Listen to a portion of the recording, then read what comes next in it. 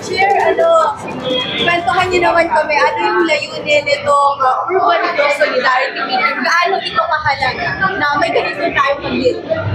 Napakahalaga po dito dahil dito ay bibigyan namin ng pagkilala ang Urban Poor Organization na yung mga accredited natin para mabigyan sila ng kahalagahan at maramdaman nila na ang ganda ng samahang ito upang sa gayon ay lalo natin maiangat ang buhay ng mga kababayan natin, ang maralitang Tagalunsod. Ano po yung mga proyekto, programa po na ating inihanda para sa celebration po? Actually, i-inform natin sila na nakahanda na ang PCUP upang mailatag ang magandang programa ng pamahalaan. Of course, sa mandato ng ating Pangulong, Ferdinand Marcos Jr., na maibigay ang benepisyo ng Universal Health Act, Healthcare Act. Yan ang inilalatag ng PhilHealth. At saka yung mga scholarship training program ng TESDA ay ating pong ibabahagi din sa ating mga kababayan. At syempre, yung ibinibigay ng ating mga pang-medical, katulad ng ibinibigay ng Department of Health, Philippine Charity Stakes Office, ay ating pong ipamamahagi sa ating mga kababayan sa pagitan ng ating mga satellite offices na inalalagay na ngayon dito sa ating iba't ibang lugar dito sa ating Luzon, Visayas at Mindanao. Chairman, pwede ba magtanong ano po ang nag-udyok sa inyo? Sapagkat sa kasaysayan ng PCUP, ngayon lamang nagkaroon, binigyan buhay ang Urban Poor Organization at makikilala sila ng PCUP sa buong bansa. Siyempre po, dati ako alkalde ng Lipa for 9 years. At ipinofile ko po at tinignan ko kung paano aangat ang buhay ng ating mga kababayan. Kaya ang approach ko po ay pamalawakan naman ngayon. Dahil nang nakita ko na ang pag-unlad ng ating bansa ay makikita sa kalagayan ng ating mga mamamayan. Kaya pag umangat ang buhay ng mamamayan, so pamamagitan ng ating mga paraan ay dadating ang paraon na makakamtan ang kaginhawahan hanggang sa mga kababayan nating may hirap. Mayor, tama po ba? Pasok na po itong linggo ngayon po bilang first 100 days niyo po ng pag-upo bilang chairman. Pasok na ito magre-report na rin ako first 100 days bilang chairman ng PCUP. Chairman, meron po ba kayong pwedeng ibahagi po sa amin? In your first 100 days, any proud achievements po, projects na ibahagi po natin sa mga nakalitang Pilipino? Marami na po tayong nagawang sa first 100 days ay pinlano po natin kung paano tayo makakatulong.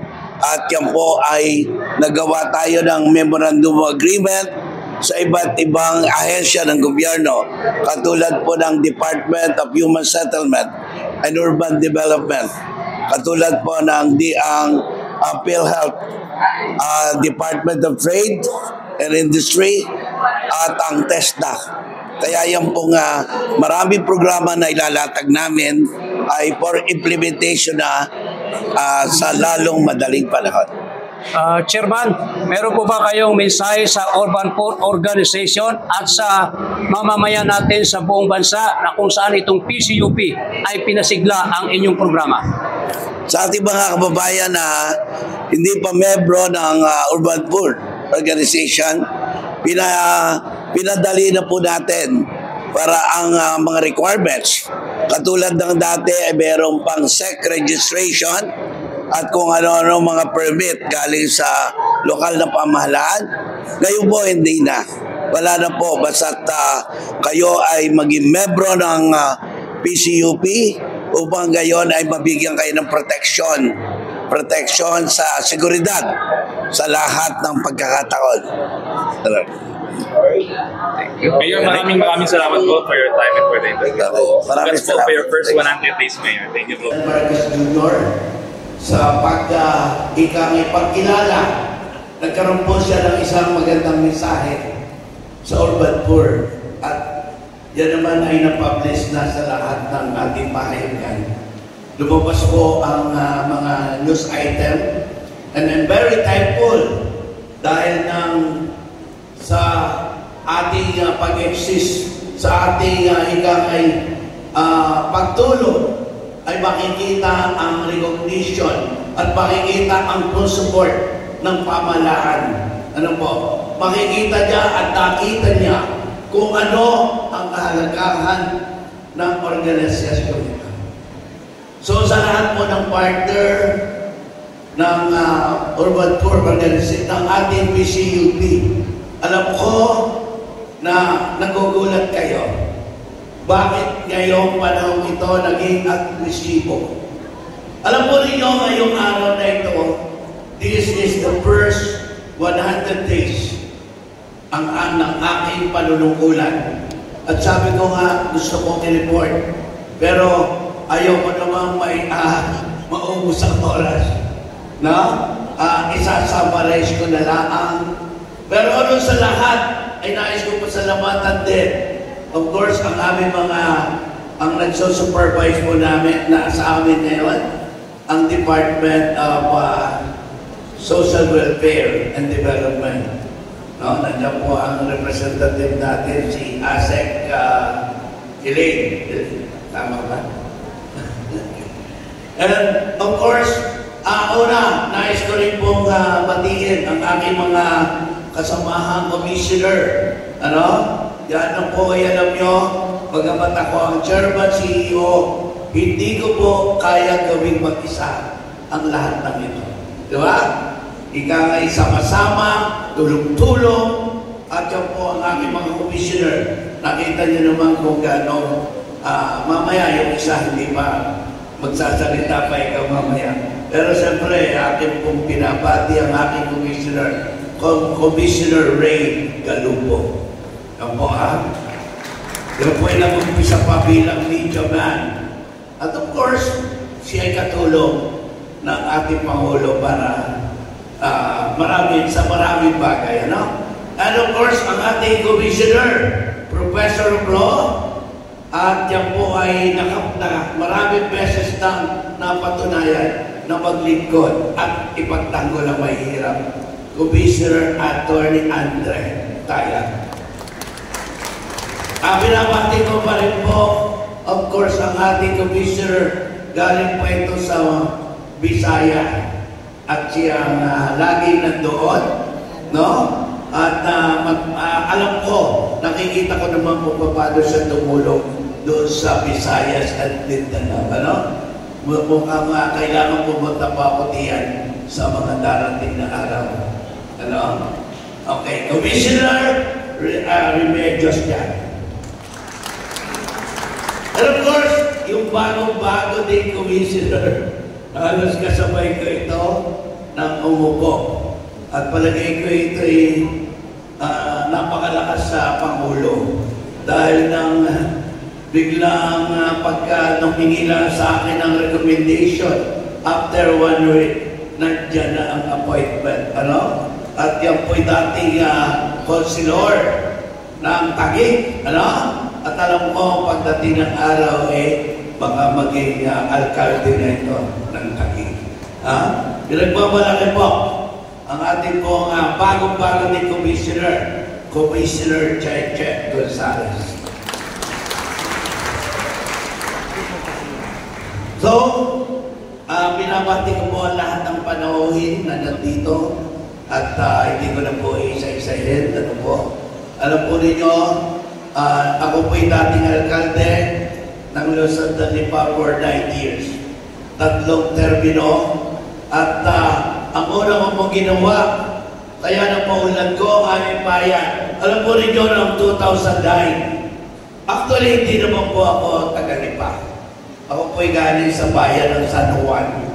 Pero mga 36 kilometers away from Lipa City. Pero dati po ako member ng ako po naging Senior Provincial Board Member ng Batangas at nakasama sa distrito namin ang Lipa. Nung ako po'y gusto maghahangat na maging alkalde, of course, nag-comply ako sa requirement ng presidency. Although, talaga namang mahaba pinagdaanan, ako po'y na-disqualified. Pero pagdating ko po sa Lipa, tinignan ko, nakita ko ang kahirapan. Nakita ko ang pinagdadanas sa mga kababayan natin sa bukid. Nakita ko yung kawalan ng trabaho. Nakita ko kung paano maghirap at kung paano itawid ang maghapon. Nakita ko ang kawalan ng edukasyon. Nakita ko ang kawalan ng bahay. At kapag bumabagyo, nakita ko kung paano ginawin ang paano maghirap at doon dadalhin sa evacuation center. Di ba? Nakita ko rin kung paano apihin ang mga ihirap na informal centers. Kung paano i-demolish ang mga kabahayan sa gitna ng pagkasusumabog ng mga kababayan na huwag po. Pagbigyan kami ng pagkakataon. Nakita natin kung paano maghirap ang kababayan natin matulog sa isang tent o evacuation center. Nakita natin na kung paano, kung kailan sumabog ang tahal at ang ating mga kababayan ay nandoon sa evacuation center. More than 1,000 families. Isang taon na. Isang taon na nakalipas pagputok ng bulkang tahal, nandun pa ang mga kababayan natin. Siguro, maswerte bigla akong in-appoint bilang Undersecretary ng Human Settlement and Urban Development. Hindi ko po pinatagal ang oras, hindi ko rin nagsaya. Pinuntahan ko ang mga tao, more than 1,000 families sa tent, kung saan isang taon na sila doon. Sinabi ko po sa commissioner noon ng National Housing Authority, sabi ko sa kanya, Chairman or GM, kung ikaw ang dadalhin ko sa tenda ito, sa tubig, walang ilaw, sa loob ng isang gabi, mararamdaman mo ang nararamdaman ng aking mga kababayan. Pero sa awa ng Diyos, nailigtas po natin silang lahat. Kaya nakaupo ay talaga ng Pangulo bilang chairman ng PCUP, marami po akong inalatag. Sa loob na po ng 100 days, nakapag memorandum of agreement na po kami sa PhilHealth. Salamat, President Ledesma, sa pagbibigyan mo ng pagkakataon dahil dito po ay aking binubuo ng team para ating ayusin at mailatag sa maraming kababayan ang benepisyo ng Consulta Program. Bibigyan po natin ng pagkakataon sa pamamagitan ng programang ito sa ilalim ng batas ng Universal Healthcare Act. Ang bawat mamamayang Pilipino ay bibigyan ng pagkakataon na kumonsulta sa mga dalubhasang maggagamot at hindi lamang konsulta kapag kayo may karamdaman, bibigyan po kayo ng kaukulang gamot. At hindi lamang po yan. Akibat at kasama sa programang ito ay ang pagbibigay ng at pagkasasagawa ng laboratory, diagnostic laboratory, dahil hindi po pwede ma-accredit ang isang clinic hospital kapag walang laboratorio. Upang sa ganon ay hindi na po huhulaan ang sakit. Hindi katulad ng consultation lang sasabihin ako po ay high blood, ay bibigyan na lang ng gamot. Hindi alam kung ano ba ang sakit ng taong ito. Pero hindi tayo papayag na hulaan ang sakit ng kababayan. Kailangan masulit sa pamamagitan ng laboratorio sa kayang bibigyan ng gamot. Kaya yan po ang pagkakataon. At kami po ay nakipag-ugnayan din sa TESDA na kung saan sa mga kanayunan at mga lugar na nangangailangan ng training ang ating kababayan, bibigyan po natin ng scholarship at bibigyan natin ng sapat na kaalaman upang sa ngayon ay kapag ito ay meron ng sertipiko, hindi na po ito mahihirapang mag-apply dito sa atin, sa lokal at sa ibang bansa. Nakita ko po nung ako'y mayor pa, yung sertipiko ng kanilang training ay napakahalaga dito po sa pag-apply ng trabaho, lalo lang noong hindi pa nakapagtapos ng pag-aaral. Tayo po ay nakipag-ugnayan din sa Department of Education kay Secretary Angara upang tulungan natin na makatapos ng mga pag-aaral yung hindi nabigyan ng pagkakataon dahil sa kahirapan. Tutulungan natin sila na magkaroon ng may katunayan na sila ay nakapagtapos. Ano? Nakikipag-ugnayan din po tayo sa department sa CHED, ano? Yung higher education para sa ibibigay at sa tulong din ng Pangulo. Dahil nung ako po ay mayor, more than 10,000 doon po sa Lipa ang binibigyan ng ayuda ng Office of the President. Ano? Tumatanggap po sila ng 60,000 per year. Pero ito, ating pong ilalapit muli sa Pangulo sa maraming maralitang kababayan na nag-aaral. Ano po? At nakipag-unayan din po tayo sa maraming ahensya katulad ng PCSO na ang usapan po namin, kapag ikaw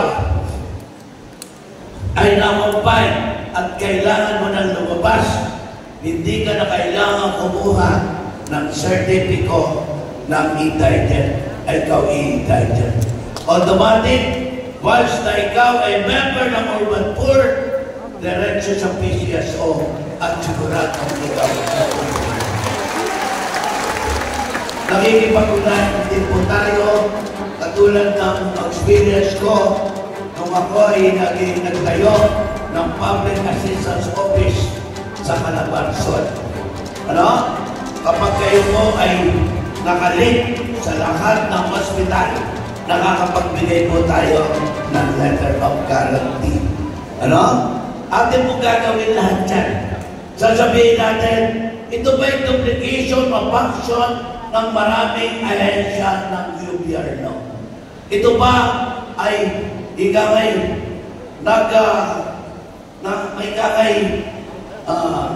ano ba tawag doon? Parang nangangagaw ng eksena. Pero ito po ang masasabi ko. During our budget hearing, nakita ko po, dahil kami pinaghihintay, dinaasek ka, dati sa Senado, ang marami pong tanong doon sa mga ahensya. Bakit binigyan kayo ng maraming pondo para itulong sa ating mga kababayan? Bakit hindi nyo inubos? Bakit hindi nyo ibinigay lahat? Ano po ninyo maraming requirements yan? At ikangay, bisan kinukulang sa mga employees, yung mga kawani para makarating. Lalo na doon sa mga regions. Ano po? Kaya ang magiging role ng PCUP ay mag-collaborate, makipag-ugnayan sa mga ito upang isigaw at laging paalaala sa pamamagitan ng ating MOA na itong mga kababayan natin sa ganitong lugar, ganitong sitwasyon ay malalaman. Ano po?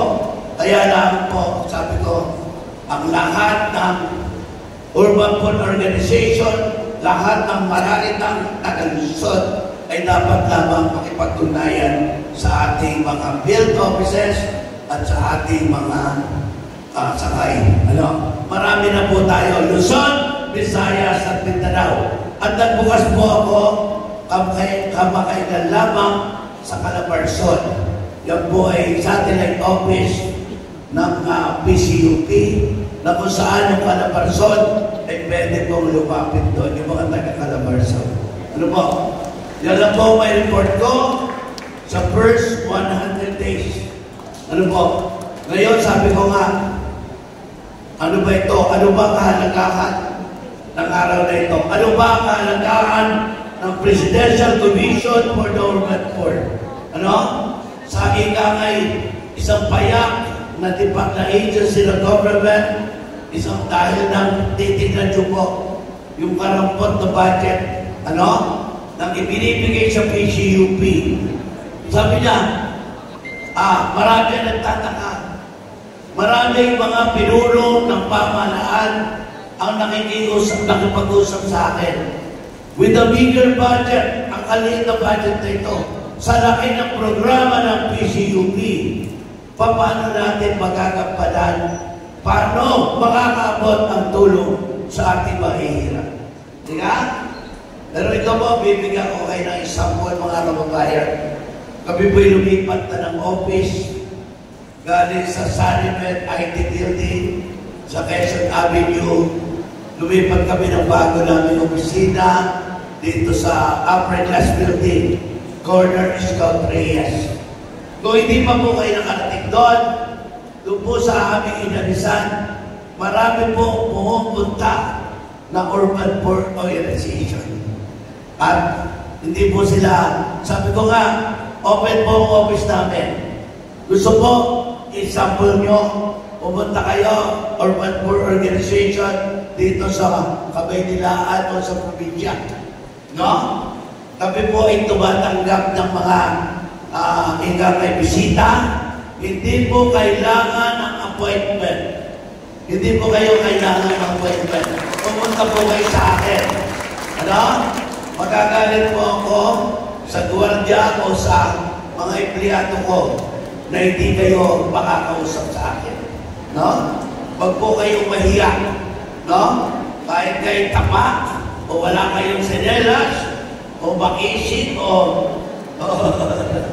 simple lang, tatanggapin po namin kayo. Dahil yan po ang dahilan kung bakit tayo ay nandito sa PCUP upang ibigay ang tulong sa inyo. Masakit po sa atin na kayong maralitang taga-Luzon ay aapihin dahil sa kahirapan. Yung mga kababayan natin, kung kinaya ko po nung panahon naging mayor ako, kinaya kong tulungan ang lahat ng kababayan. Dito po sa atin, sa pamagitan ng PCUP, tutulungan po namin kayo. Titignan natin kung anong solidarity at kung paano maigangan ang buhay ng ating mga kababayan. Again, maraming salamat po. Ipagdiwang po natin ang araw na ito. Meron nung kami hinahandang pwede pagsaluhan para sa atin ngayong araw na ito. At pag-uwi ninyo ay may bit-bit pa kayo. Yes! So maraming salamat po. Salamat of course sa Diyos at sa Pangulo ng Pilipinas na walang humpay, walang tigil na pag-iisip ang pagtulong sa ating mga kababayan, lalo na sa maralitang taga-Luzon upang makamtan ang kaginhawahan, katahimikan at seguridad sa ating buhay. Subayin niyo ang Panginoon.